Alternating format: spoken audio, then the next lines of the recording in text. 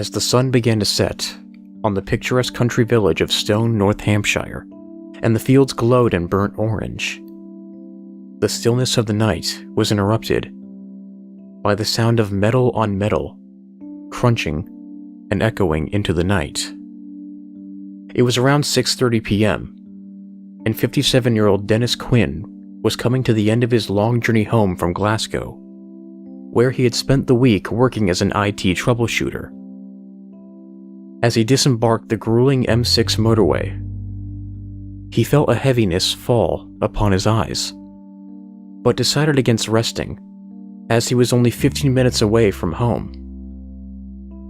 This turned out to be one of the worst decisions of his life. As he made his way through the narrow country lanes, his concentration began to waver, and before he knew anything about it, he awoke to the sound of beeping heart monitors and paramedics rushing around him, trying to stick him with needles. And the panic was settling in due to the constraint of the oxygen mask covering his face. It became apparent to him that he had fallen asleep at the wheel. However, he did not understand as to how he came to be here in this ambulance. Once at Northampton General Hospital, it was explained to him that he had been in a serious accident with an articulated vehicle, and had been extremely lucky that the emergency services were able to cut him free from his vehicle. Dennis had suffered various broken bones, leg injuries so severe that one had to be amputated below the knees, and head trauma so vicious that he was to be put into an induced coma, which turned out to be an experience he would rather not have been put through. 3 weeks had now passed, and Dennis's brain trauma had only deteriorated, and the doctors feared that if they brought him out of his coma right now, his psychological health could take a serious decline. As the days and weeks passed, Dennis began to have experiences that were inexplicable. The nurses noticed slight muscular movements that should not be possible in his current state. Also, strange cuts and bruises began to appear all over his body, although no one but his designated medical staff had entered his private room. 6 months had now passed since the horrific accident that had changed Dennis's life forever, and on January 15th, 2006, he was brought out of his coma and began to regain a small notion of reality, albeit very short-lived. The nights passed slowly, and the nightmares became more intense as he relived every distressing moment of the last 6 months.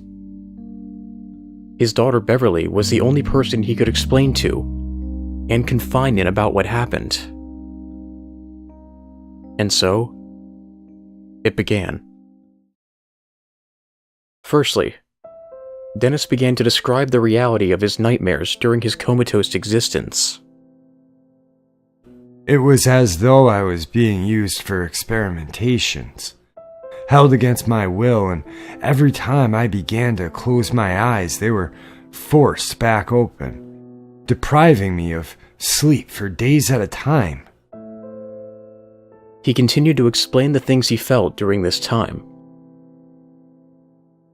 I could feel sharp stabbing pains in the corner of my eyes, and it was syringes draining my tear ducts. I can see the piercing gray eyes above the surgeon's mask, and I could see how much they were enjoying the pain they put me through. Tears began to roll down the cheeks of the young brunette as the details of his horror began to register. The next 2 days were relaxed, no mention of what had happened, and it seemed as though the worst was over. How wrong she was. For the next day, Dennis began to relive the next part of his torment. Next came the torture of razor blades and the burns. They would strap me down on the bed and place a leather strap in my mouth to stifle the screams. This was the most unbearable. They sliced delicately through the skin on the soles of my feet.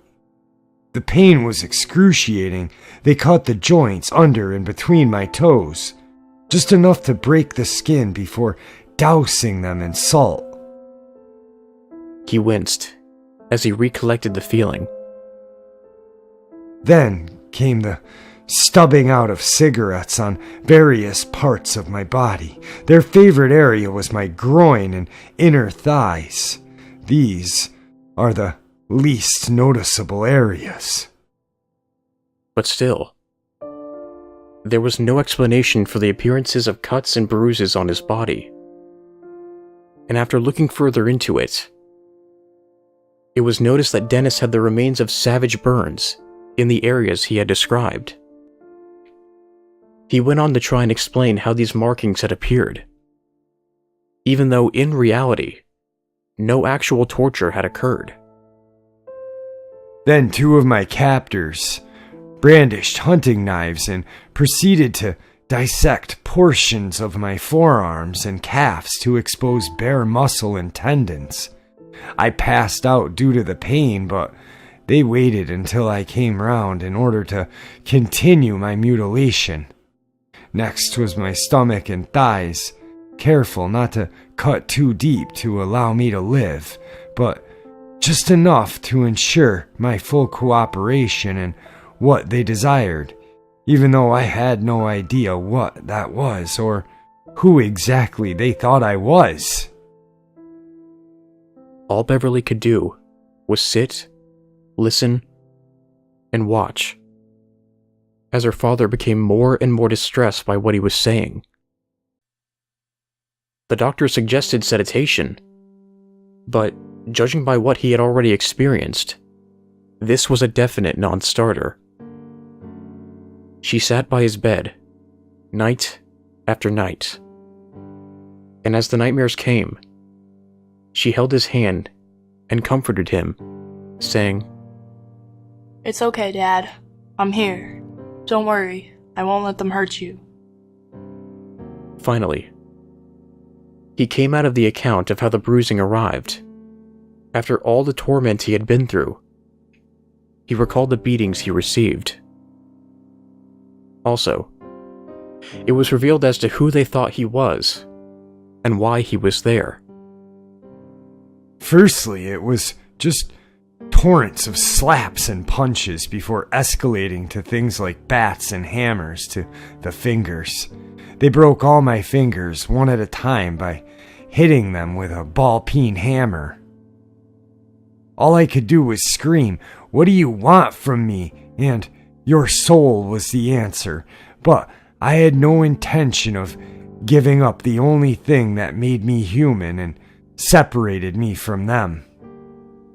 I had to be strong. I had to make it through for you. I couldn't and wouldn't leave you alone in this vile world.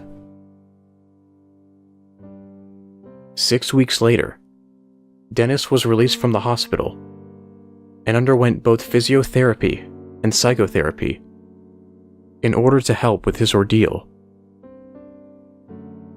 It is a long process, but Dennis is making a slow but full recovery.